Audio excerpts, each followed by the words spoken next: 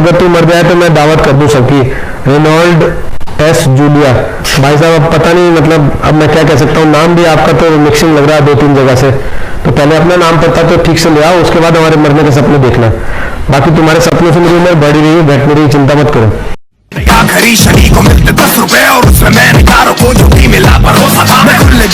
दिल्ली सरकार ने निर्देश दिए, उसी के तहत जो है उस मामले को हम रखते हुए शाहीन बाग में 50 लोग एक जगह बिल्कुल भी इकट्ठे आपको नहीं मिलेंगे। दिल्ली सरकार जब चाहे चेक करा सकती है, लेकिन जहां तक प्रदर्शन और आंदोलन की बात है वो तो तब तक नहीं रुकेगा जब तक ये तीनों फसाद की जड़ जो है वो खत्म नहीं हो जाती। ये तो मेरा आपसे वादा है। दूसरी बात यह है कि जो अभी देश को लड़ने की जरूरत है कोरोना वायरस से, सब मिलकर लड़ रहे हैं, हम सब एहतियात बरत रहे हैं। शाहीन बाग के प्रदर्शनकारी भी जो है मास्क लगा करके, सैनिटाइजर, बल्कि हमारी टीम ने, सब लोगों ने सैनिटाइजर भी वहां बंटवा रही है। मुझे लगता है सरकार को भी इस पर ध्यान देना चाहिए, चूंकि लोकतंत्र है और लोकतंत्र में विरोध प्रदर्शन होना चाहिए, तो सरकार की जिम्मेदारी थी कि वहां मास्क बांटे जाए, वहां पे सैनिटाइजर बांटे जाए, वहां पे जो है चेकअप की व्यवस्था हो, जो जिस तरीके से। तो देखिए, एक सैलरी ना बांध दे सरकार वहां पे हर दिन बैठने वालों की, कि इनको मासिक तनख्वाह देते हैं हम लोग जो धरना दे रहे हैं वहां पर बैठकर। नहीं। सरकार ने आपको नौकरी पे रखा है क्या धरना देने के लिए? दफ्तरों में बांट रही है सरकार, जहां सरकारी दफ्तर में कर्मचारी आता है नौकरी करने के लिए। लेकिन आप अगर धरने पर बैठेंगे तो यह भी उम्मीद करेंगे कि आपको फिर पेंशन भी बांध दी जाए और जीवन बीमा भी करवा दिया जाए साथ में तनख्वाह के।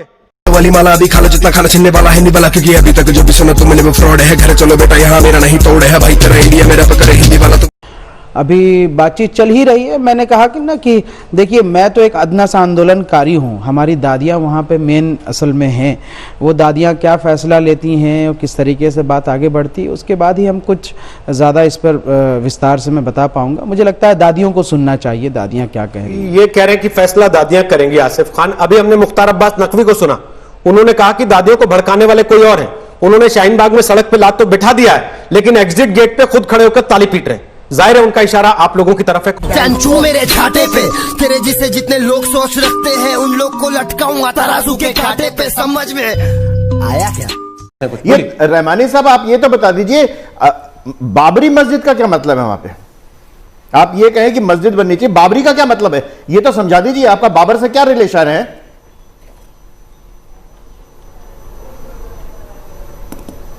देखिए, मेरा बाबर से कोई रिलेशन नहीं है। नहीं, आप ये बताइए ना। नहीं, आपका रिलेशन नहीं है तो बाबरी मस्जिद कहां से आ गई? वो वहां पर 26 साल पहले तो आप लोग इस बात को इसलिए नहीं समझ सकते कि आप लोग माइथोलॉजी में ज्यादा बिलीव करते हैं और रियलिटीज में कम बिलीव करते हैं। नहीं, माइथोलॉजी, मैं आपकी माइथोलॉजी, नहीं, एक सेकंड, अब मैं इंटरव्यू कर रहा हूं क्योंकि बात जा रही है गलत दिशा में। तस्लीम रहमानी साहब, सुनिए मेरी बात। तस्लीम रहमानी साहब, एक सेकंड रुक जाइए। माइथोलॉजी तो मैं आपको बता दूं कि चर्चा इस बात पे हो रही है कि क्या इस मामले का चुनावी इस्तेमाल किया जा रहा है, ना कि इस बात पर कि किसी की आस्थाएं माइथोलॉजिकल है या नहीं है। आपकी आस्थाओं को लेकर अगर लोग सवाल उठाने लगेंगे तो बहुत से लोगों को फिर बुरा लग जाएगा, फिर फतवे जारी होने लगेंगे। खतरे में आ जाना चाहिए, खतरे में आ जाएगा। एक सेकंड, उसमें नहीं जाना चाहिए। अवस्थी जी की बात का जवाब दिया सर। आप बाबर से आप भगवान राम पे मत जाइए, फिर माइथोलॉजी पे आप जाएंगे तो फिर लोग आपसे भी पूछ देंगे उड़ने वाले घोड़े कौन से उसके हिस्सा हैं। नाक बंद, खोटा खोटा बात बंद, बनना है तो बाप बन, छोटे थोड़ा शाप बन। 4 जन जब करेंगे तेरी बुराई तब समझ जाना कि तू बेटा मचा रहा है। तब एक बात समझ में नहीं आ रही सर, अभी आप 3 महीने तक ये नैरेटिव लेके चल रहे थे रहमानी साहब कि संघ के बिना बीजेपी का कुछ है नहीं, संघ के दफ्तर से इनका सब कुछ तय होता है, संघ इनके लिए जाकर वोट मांगता है। आज आप कह रहे हैं कि नतीजा आ गया, संघ वालों को तवज्जो नहीं मिल रही, इसलिए ऐसी बात मोहन भागवत ने कह दी। तो आप भी कंफ्यूज हो गए हैं क्या ये सीटें देखकर? 300 से ज्यादा बयान तो इसीलिए आया है, ये बयान तो इसीलिए आया, अटेंशन नहीं मिल रही है। आप अपने को अब्दुल रहीम खान खाना मान रहे हैं, लेकिन सबसे ज्यादा तो टेलीविजन पर बैठकर आप पैरवी करते हैं बाबरी मस्जिद की। आपका बस चले तो आप जाके वहां कार सेवा शुरू कर दें दोबारा मस्जिद बनाने के लिए। मैं आज भी कर रहा हूं कि ये लोग तो किस मुंह से अब्दुल रहीम खान खाना कह रहे हैं फिर 1000 साल से? इस संविधान के खिलाफ होगा, रामचंद्र जी की बेइज्जती होगी। बाबरी मस्जिद का क्लेम बरकरार है, बाबरी मस्जिद को लोगों की नजरों के सामने शहीद किया गया है, उसे कोई नकार नहीं सकता। कि गुंडों ने उसको शहीद किया। 2 लाख गुंडे इकट्ठा हुए और एक बाबरी, एक मस्जिद को जिसमें नमाज जबरदस्ती रोकी गई थी, उसको शहीद किया गया। इसमें कोई दो राय नहीं, सारी दुनिया जानती है। और अगर आज अदालत का फैसला इस तरीके से नहीं आता जिसमें इंसाफ कायम हो, तो सर दिक्कत क्या है ना, कोई वहां मंदिर बनाने दिक्कत क्या है ना सर, इस देश के वो दस्तूर के ऊपर इस देश के हिंदुओं का यह मानना है कि वो बाबर असल में गुंडा था जिसने आकर वहां राम मंदिर को जमींदोज करके उसके ऊपर मस्जिद खड़ी की। फ्लो सीधा ब्लेस करना ब्रो, वनडे गाना रिलीज किया, स्पीकर तेज करना ब्रो, वैसे केस करना तो बहुत आसान है, माफ किया सबको। वो बता, अरे सर 2014 का आप देखिए, 2014 का इनका जो कोटेशन था, सबका साथ सबका विकास। 2019 का था सबका विश्वास।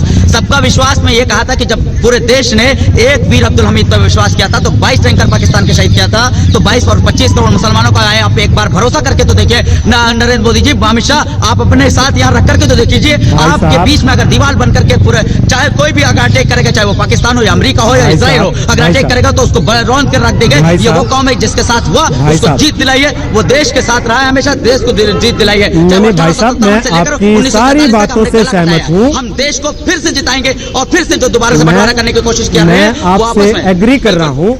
अभी कोई युद्ध नहीं चल रहा किसी भी। शक कर रहे हैं। अरे सर, मैंने कहाँ शक किया? आप खुद ही शक अपने माथे पे लेके घूम रहे हैं।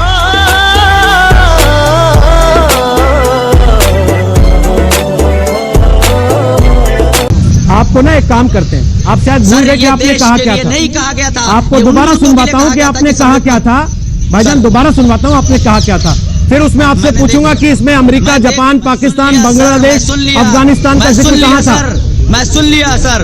अच्छा, आपको याद है आपने क्या बोला था? आपको याद है क्या बोला था आपने? अरे सर, तो ये इसीलिए तो होता है कि आप लोग अपना प्रोपेगेंडा अगर करना चाहे तो बिल्कुल कर सकते हैं। भाई भाषण आप देंगे, प्रोपेगेंडा हमारा होगा। आप कुछ भी करना चाहे, भाषण आप देंगे, प्रोपेगेंडा हमारा। आप ना दीपिका पादुकोण है, ना शाहरुख खान है, नसीरुद्दीन शाह है सर, आप लोग कि आपके नाम से हमारा प्रोपेगेंडा चल जाए। चंचू मेरे छाते पे, तेरे जिसे जितने लोग सोच रखते हैं उन लोग को लटकाऊंगा तराजू के कांटे पे। समझ में आया क्या?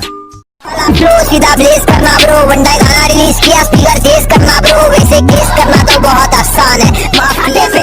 तेरे जिसे जितने लोग सोच रखते हैं उन लोग को लटकाऊंगा तराजू के कांटे पे। समझ में आया क्या?